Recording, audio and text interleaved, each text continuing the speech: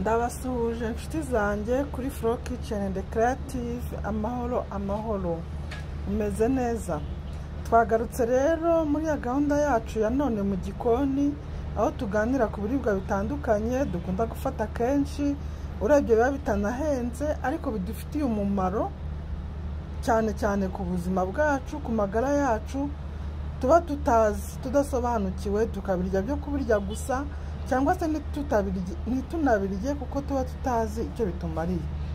Turi hano rero kugira ngo tujye tubiganiraho kenshi, ibyo biribwa biciriritse tudaha agaciro, ibyo twita ko bisuzuguritse, turebere hamwe umumaro bidufitiye, kuko akenshi usanga ari nabyo bifite umumaro ukomeye ku mubiri wacu tutitaho. Niyo mpamvu usanga abantu tugenda tuzahazwa n'ibirwara bitandukanye kuko turya nabi ibi twita uruzungu cyangwa urusirimu, amafiriti n'inyama bya buri gihe. Kubabibona baba bazi ko bariye neza, ariko mu by'ukuri wakubwira ngo urye intoryi, wakubwira ngo urye dodo, ugasanga ni ibintu abantu batitaho. Twaje rero tudatinze uyu munsi none mu gikoni yacu turaganira ku mboga za epinari. Imboga za epinari ziba henshi, abantu benshi barazizi ku masoko, abantu baranazihinga, ariko se ni bose cyangwa se tugira umuhate wo kuzirya? Ndakeka ko n'abazirya tuba tutazi icyo zitumariye, cyangwa se abantu ntitubyiteho. Ariyo mpamvu tugiye kurebera hamwe twifashishije imboga zitandukanye zita ku buzima bw'abantu, zidushugurira ibijyanye n'ubuzima bwiza, kugira ngo turebere hamwe bimwe epinari zidufitiye nk'akamaro gakomeye ku mubiri yacu. Twagiye rero baratangira batubwira ngo les épinards sont riches en fer. On trouve de 3 mg de fer dans 100 g des épinards. L'épinard est en effet un des légumes qui contient le plus de fer. Baratubwira ko epinari ikungahaye kuri fer. Fer ni ubutare. Ubutare ni ya ntungamubiri umubiri uba ukeneye kugira ngo yongere amaraso. Yongera amaraso cyane nko ku bagore batwite. Murabizi ko hari igihe umugore atwite akagira ikibazo cyo kubura amaraso, cyangwa se umwana mutoya. Icyo gihe bamugushishikariza gufata imboga za epinari, cyangwa se uwo mwana ukajya umuha imboga za epinari kenshi kuko zongera amaraso. Murumva rero ko ari ikintu cyiza cyane. Batubwira ko muri miligramu 3 usanga miligramu 3 za feri uzisanga muri gramu 100 za epinari. Urumva ko ibirimo isa naho ari nyinshi rwose ihagije. Bakatubwira ngo les épinards sont des aliments les plus riches en antioxydants. Nanone cya kintu gikomeye cyane, epinari nacyo tugisangamo. Baratubwira ko epinari ari antioxydant.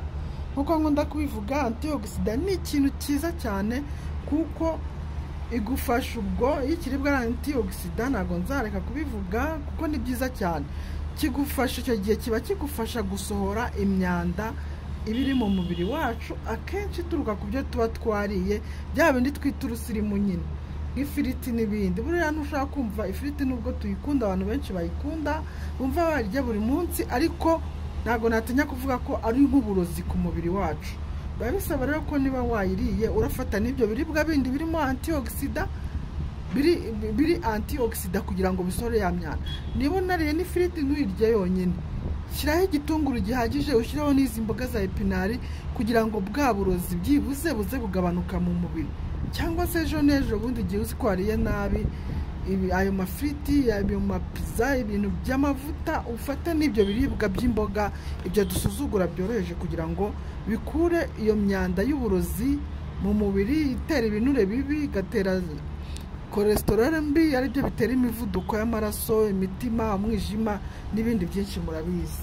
Epinari rero baratubwira ko ari très riche en antioxydant. Ako kamaro, ako kazi ko gusohora imyanda mu mubiri, baratubwira ko zigakora cyane. Avec de fortes teneurs en eau et en fibres, les épinards sont les amis de ceux qui souhaitent mincir, en favorisant le transit et la détox.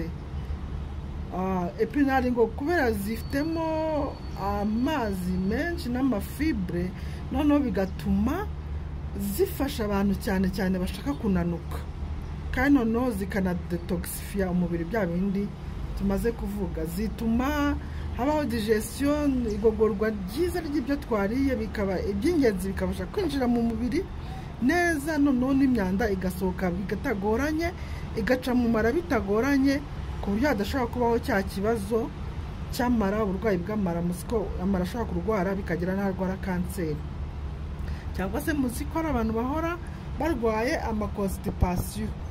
Constipation nayo ni indwara mbi cyane ku muntu uhora uyirwara, buriya nawe wakubwira uburyo aba amerewe nabi, aba ari ikibazo gikomeye. Igihe rero ufata epinari, imboga nk'izi ngizi zoroshye, baratubwira ko ifavoriza iyo transit, ko udashobora kurwara constipation zifata kenshi, cyangwa se ngo ugire ikibazo cy'amara, noneho na ya myanda mu mubiri igasohoka bitagoranye.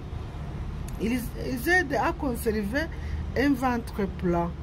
Ils sont également bons pour le cœur, dû à leur richesse en potassium qui fait barrage à l'hypertension artérielle. Ikindi kintu cyiza cyane kuri epinari, ifasha kugira ventre plat, inda nyine itabyimbye, idafite ibinure, inda imeze neza y'umuntu ufite ubuzima bwiza, yandi itaje imbere, itararenzwe n'ibinure. Epinari zirabifasha cyane kugabanya uwo mubyibuho utari ngombwa udakenewe. Ikindi noneho ngo kubera ko zikungahaye kuri potassium, bituma zirinda epinari indwara z'umutima, cyangwa se ziwushamikiye, indwara zose zishamikiye ku mutima, harimo n'uriya muvuduko w'amaraso. Iyo ufata epinari cyane, ibyo bintu urabyirinda cyangwa se ukabyivura. Murumva ko ari ibintu byiza cyane umuntu adashobora kugira icyo agereranya nacyo. Les épinards sont aussi très riches en vitamine A et vitamine C et vitamine E. Baratubwira ko nanone epinari zikungahaye ku mavitamine A, C na E.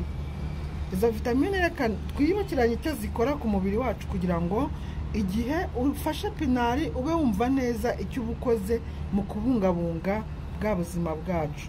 Vitamine A améliore la santé de la peau, l'aide au maintien d'une vision normale et contribue au bon fonctionnement du système immunitaire. Ikintu cyiza cyane vitamine A ikora, irinda ubuzima bw'uruhu, igafasha amaso kumererwa neza n'urugira uburwayi bw'amaso, kandi igafasha no kuzamura ubudahangarwa bw'umubiri. Iyo wariye epinari, nicyo kintu uba ukoze kimwe muri byinshi zikora. Bakatubwira ko vitamine E possède de fortes propriétés antioxydantes. En effet, elle préserve les cellules de l'organisme et limite son vieillissement. Vitamine E nayo muri epinari niyo ituma epinari ziba antioxida cyane, kuko ngo ifasha kuri antioxida nyine muri kwa gusohora imyanda mu mubiri mu buryo bukomeye, none ikarinda n'amaserire y'imibiri yacu, turemangingo gusaza cyangwa se kugira ikibazo. Urumva ko ari ibintu bikomeye, ikintu kigutuma imyanda isohoka mu mubiri, amaserire yawe agakomeza ameze neza, yiregenera, adasaza. Ni ikintu gikomeye kuri vitamine E dusanga muri epinari. Noneho vitamine C contribue à la formation normale de collagène pour assurer le fonctionnement normal des vaisseaux sanguins, des os, des dents, des cartilages et de la peau. Elle accroît également l'absorption du fer. Elle participe au bon fonctionnement de défense de l'organisme, c'est-à-dire le système immunitaire. Vitamine C nayo bwayo noneho irihariye mu gufasha umubiri wacu. Baratubwira ko ifasha mu gukomeza amagufa, mu kurinda uburwayi bw'amenyo, irayakomeza n'amenyo akamera neza, na ziriya cartilage, turiya tuntu tuba hagati y'amagufa dutuma amagufa akomeza gufatana akamera neza, natwo dukomeza kugira ubuzima bwiza. Kuko murabizi yo cartilage zashaje, niho umuntu akubwira ngo mu mavi biri gukocora, ngo biri kumurya, mu mugongo se, inyuma mu irugu se, ibyo bintu byose biterwa na za cartilage zashaje. Urumva rero vitamine C irazirejena zikamera neza, kandi ikita no ku buzima bw'uruhu. Noneho igikomeye cyane nanone ikita ku budahangarwa bw'umubiri, umubiri ugakomeza kugira abasirikare bahagaze neza, bityo umuntu akaba adashobora kurwaragurika hato na hato bitewe n'ibirwayi byibasira umubiri, wenda bitewe na vitamine ziba zabuze. Se irabikora. Noneho se ikindi ikora, ituma habaho na absorption du fer dans l'organisme. Ya fer tuba twakuye muri epinari nyinshi twabonye, epinari zifitemo na vitamine C ituma ya fer yinjira mu mubiri byihuse. Byombi byifitemo, urumva ko ntacyo wayinganya. ubundi iyo wariye ibiryo birimo feri bagukonsera ko ufata n'ibindi birimo vitamine C ku ruhande kugira ngo ya feri yinjire mu mubiri amaraso abashe kwiyongera byihuse. Ariko iyo ufashe epinari murumva ko ibyifitemo byombi, ni ukuvuga ngo ya feri iri muri epinari ihita yinjira mu mubiri bitewe na vitamine C n'ubundi ibiri muri epinari nyirizina bigahita byikora. Murumva rero ko epinari ni imboga nziza cyane, ndabashishikariza kuzifata. Mujye muzitera, abafite aho mwazitera zifata vuba zigahita zikura, ntago zigora rwose. Tujye tuzishyira kenshi kuri repa yacu kugira ngo tubashe kurya indyo yuzuye, tubungabunga amagara yacu, tubungabunga ubuzima bwacu, tumererwe neza, tugire ubuzima bwiza buzira kurwaragurika hato na hato. Mwakoze cyane, nakagaruka. Ciao ciao.